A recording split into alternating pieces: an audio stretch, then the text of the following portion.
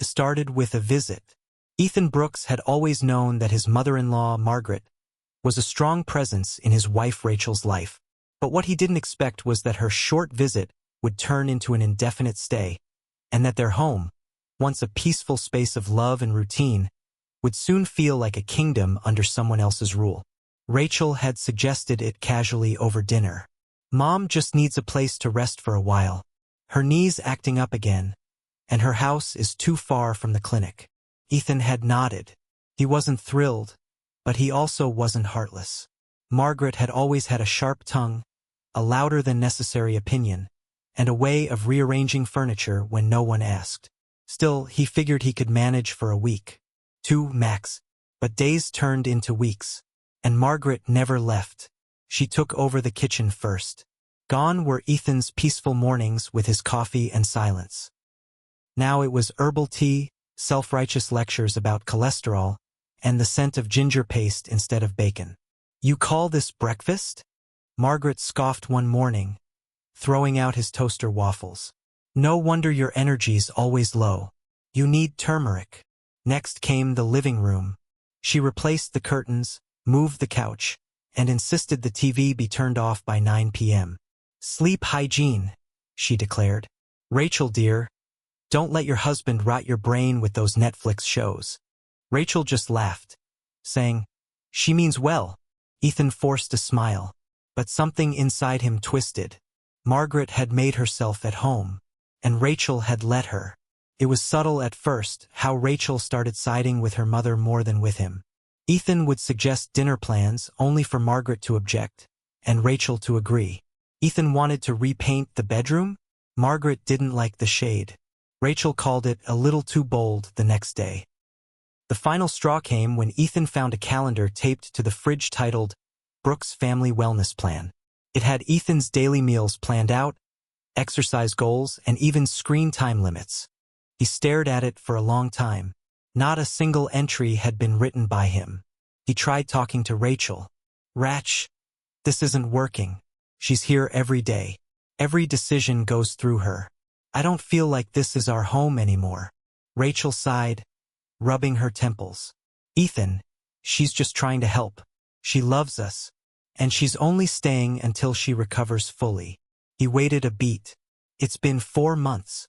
She didn't respond. That night, Ethan lay awake staring at the ceiling, Margaret's snoring echoing down the hallway like some cruel metronome to his thoughts. He realized something. If he didn't act soon, he would lose everything. So he made a plan. Took 3 weeks. Quiet calls to a rental agent. Secret lunchtime apartment viewings. Quiet packing while Margaret was at her book club and Rachel at work. Clothes, books, his father's vinyl collection, hidden neatly in storage boxes in the trunk of his car. He didn't tell Rachel.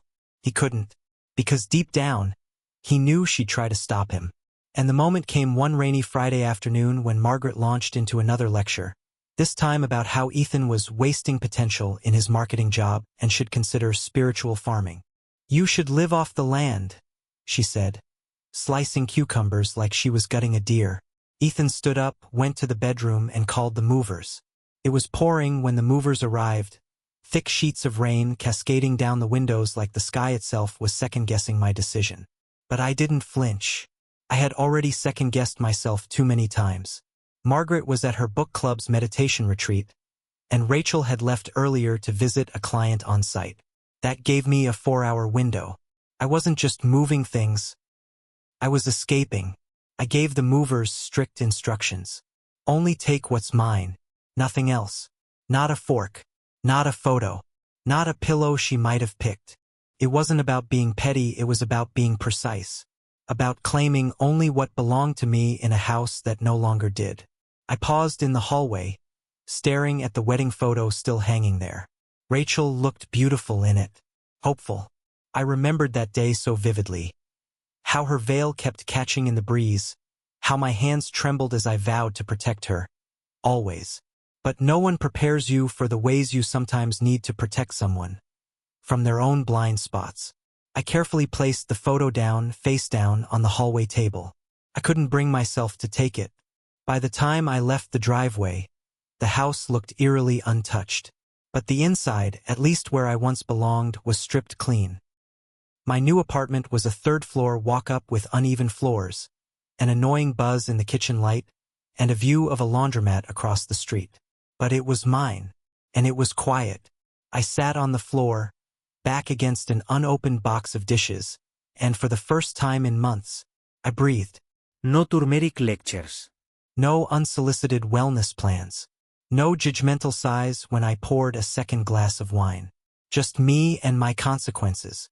Rachel called that night. Her voice was frantic. Ethan? Where are you? What's going on? The living room is empty.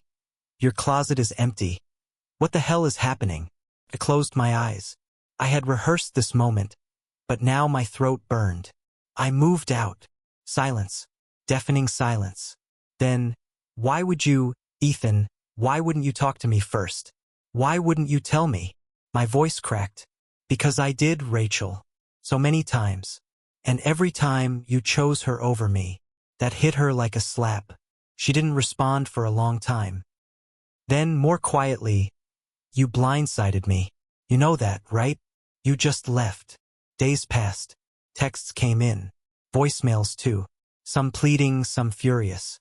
Margaret even called once. Left me a message that began with "How dare you?" and ended with "You're no man." I didn't respond. I needed space. And I needed Rachel to sit in the silence. To feel what it was like when my voice wasn't just being ignored, but gone entirely. A week later, she came to the apartment. I hadn't given her the address, but she must have gotten it from my work records. She stood at the door in the rain, soaked, eyes red. Still beautiful, still hers. But something in her gaze had changed, like the certainty had finally cracked. "Can I come in?" she asked softly. I stepped aside. She didn't talk right away, just stood there, looking around the place, taking in the modest setup, the air mattress in the corner, the dishes still unpacked. "Is this really where you've been?" I nodded. "Yeah. It's not much, but it's peaceful." She looked down. "You really couldn't stand being in that house anymore." I finally let the pain spill. It wasn't just the house, Rach. It was being invisible in my own marriage. It was coming home and wondering which decision Margaret had made for us that day. It was loving you and feeling like I had to fight her just to get 5 minutes with my own wife. Tears filled her eyes. I didn't realize. I let the silence hang. "I know," I said. "That's why I left." She stayed for hours that night. We really talked for the first time in months. About Margaret. About us. About the slow, subtle shifts that neither of us had caught in time. But when she left, she didn't take me with her. And I didn't ask her to stay. We weren't there yet. The day after Rachel visited me, I thought I'd feel some kind of clarity. But instead, I felt a strange in-between. Like I'd stepped off the battlefield, but the war hadn't ended, just paused. And both sides were reloading. I didn't hear from her for 3 days after that. Not a call, not a text, and I didn't reach out either. We were orbiting each other, like two planets that had collided and now floated away, waiting to see who'd shift their course first. Then on the 4th day, my phone rang. It was Rachel. Her voice was tight, controlled, but under the surface it rippled with something raw. "Ethan, can we talk? But not here. Meet me at the park. You know the one." I knew the one. The bench by the pond, where we used to sit after Sunday brunches, throw stale bread to ducks, and talk about how many kids we'd have. Back then, the future felt like a game we were winning. I got there before her. She showed up in a black coat and no umbrella, like she didn't care if the sky fell on her that day. Her face looked older, not aged but harder, like she'd finally seen something. She didn't sit at first, just stood there, staring at the water. Then, without turning to me, she said, "I told her to leave." I blinked. "What?" "Mom," I told her. "She can't stay with me anymore." I gave her a week to pack. I didn't say anything. Not because I wasn't surprised, but because part of me had stopped believing this moment would ever come. She sat down beside me, slowly, carefully, like she was still figuring out whether we were allowed to share space. She cried. She accused me of abandoning her. Said I chose my husband over my own mother. I nodded slowly. And what did you say? Rachel looked at me. I told her that I was choosing myself for the first time in years. And I was choosing the man who reminded me that I used to have boundaries. And a voice. Something deep in my chest shifted. A silent sigh I didn't know I'd been holding. But it wasn't that easy. Rachel was still untangling years of emotional debt with her mother. And Margaret wasn't going quietly. A few nights later, I got a voicemail from her. Margaret. You think you're winning, Ethan? You think driving a wedge between a mother and daughter makes you a man? You're pathetic. Click. Then a second message. Rachel doesn't know who she is without me. You'll never fill that space. Just wait. She'll come back. That one cut deeper. Because part of me believed it too. Rachel started coming over more after that. Not to move in, just to talk. To breathe. To remember who she was when Margaret wasn't scripting her life. One night, we were sitting on my tiny secondhand couch, eating takeout from a Thai place neither of us had been to before, when she said, "You know, I used to think my mom's control meant love, that it was her way of protecting me. But now, I think it was just fear, her fear of being irrelevant, of being alone." I put my chopsticks down. "That's not your burden to carry." She nodded. "I know. I wish she could let go." I looked at her. "And what about you? Can you?" She didn't answer. 2 weeks later, Margaret showed up at my apartment. She knocked like she owned the place. When I opened the door, she looked me up and down like I was an inconvenience. "Where is she?" "Rachel's not here." Margaret brushed past me, uninvited. Walked into my living room like it was a negotiation table. "She's ruining her life for you. You're selfish. You poisoned her." I folded my arms. No. I reminded her she had a right to her own life. Margaret's eyes narrowed. "She'll see through you eventually. She always does. Then let her." She went quiet for a moment. Then something flickered in her expression. Something almost human. A crack in the armor. "You don't understand. I gave up everything for her. Her father left. I worked 3 jobs. I poured everything into raising her. She's all I have." And there it was. The fear behind the control. I stepped closer. "Then maybe it's time you started building your own life again, Margaret. Let her build hers." She left without another word. Rachel moved in a week later. Not permanently. She still needed space, still had therapy to go through, still had questions to untangle. But she brought a suitcase. A real one.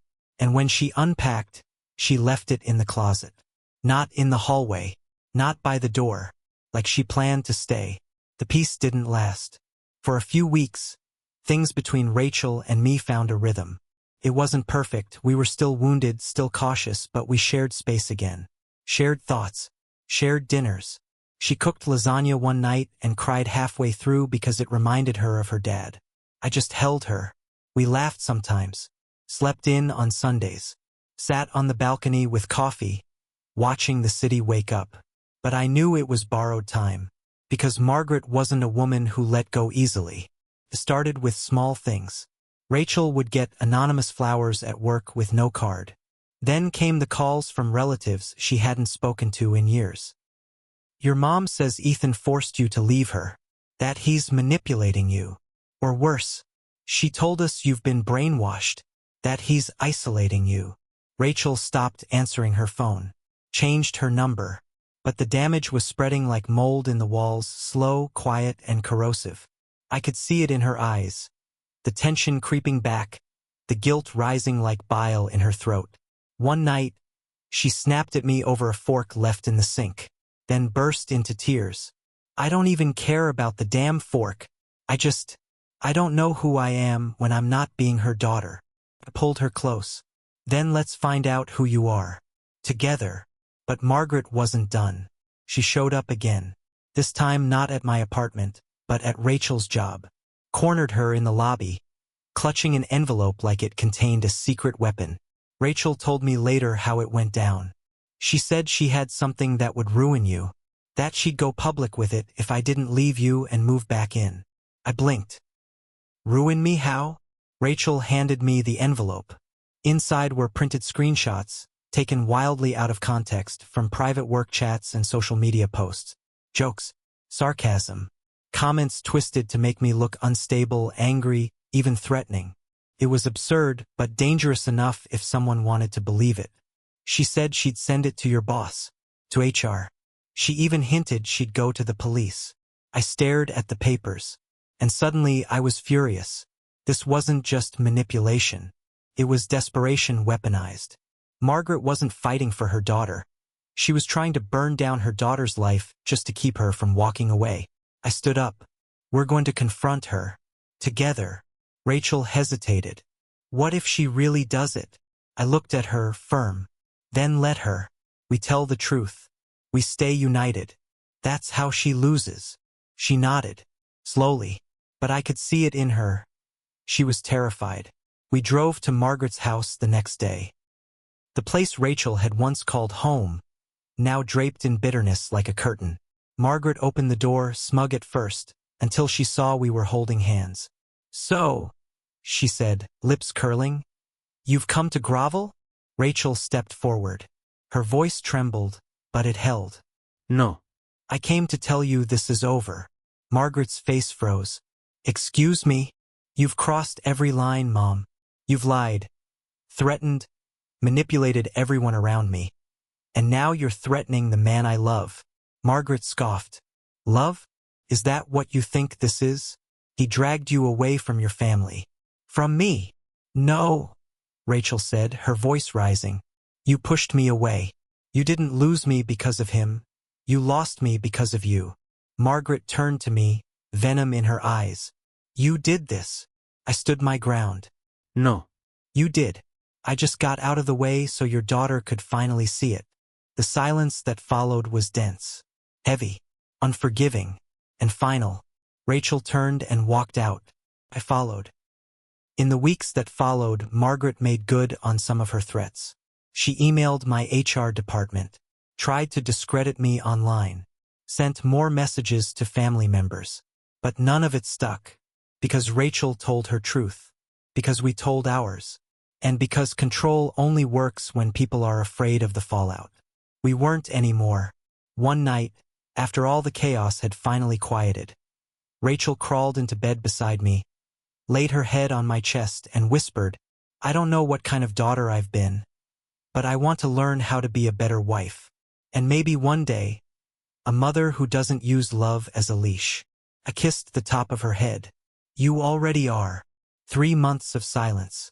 After everything, after the threats, the smear campaign, the confrontation, Margaret simply vanished from our lives. She didn't call, didn't email. No surprise visits, no roses at Rachel's office, no gossip through extended family. It was like she had pulled the ripcord and drifted away into the clouds. And honestly, it felt good. Rachel and I finally had room to rebuild, to breathe. We furnished the apartment together, went on weekend hikes, talked late into the night. Some wounds took time, sure, but the absence of chaos gave us something we hadn't had in years, a chance to fall in love again. Then came the call. It was Rachel's cousin, Emma, calling from a hospital 2 cities away. Rachel, your mom's here. She collapsed at the pharmacy. Doctors say it was a minor stroke. Silence. I watched as Rachel's entire body stiffened. Her mouth opened, then closed, eyes darting across the room like she couldn't find where to land. She asked for you, Emma added. Rachel ended the call, then just sat there. She didn't cry. She didn't speak. She just stared into nothingness, hands clenched in her lap, caught between 2 selves. The one who had finally claimed her freedom, and the one who had spent years being her mother's shadow. I should go, she finally whispered. I nodded. I'll come with you. She looked surprised. You don't have to. I know. The drive was quiet, tense, full of memories neither of us voiced. When we reached the hospital, the nurse at the front desk nodded solemnly. She's stable, but still disoriented. She's been asking for you every few hours.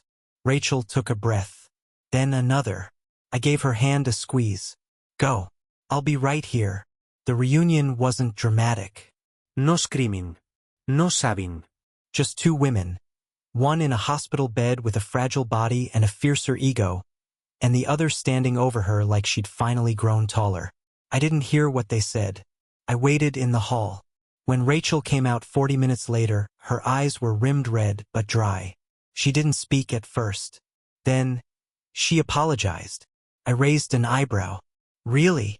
Rachel gave a soft, half-smile. In her way, said she was scared, that she didn't know how to stop being everything for me, that she hated who she became, but didn't know how to be anything else. I exhaled slowly. Do you believe her? She looked away. I believe she's trying, and that might have to be enough. Over the next few weeks, Rachel visited Margaret several more times. I came along sometimes, stayed in the waiting room, or brought soup. We didn't become a happy family, but we became something quieter, simpler, realer. Margaret didn't move back in. She went to a rehab facility, accepted professional help, started therapy even. Rachel didn't forget the pain, but she no longer let it define her. And me? I stood by her, not because I was obligated, but because I knew what it meant to walk away from someone you love to protect yourself, and how powerful it is when you return by choice, not guilt. One night, curled up on the couch, Rachel turned to me and said, "You saved me, Ethan, not just from her, but from becoming her." I shook my head. No. You saved yourself. I just got out of the way long enough for you to see that. She smiled. Still, I'm glad you moved us out without Telly.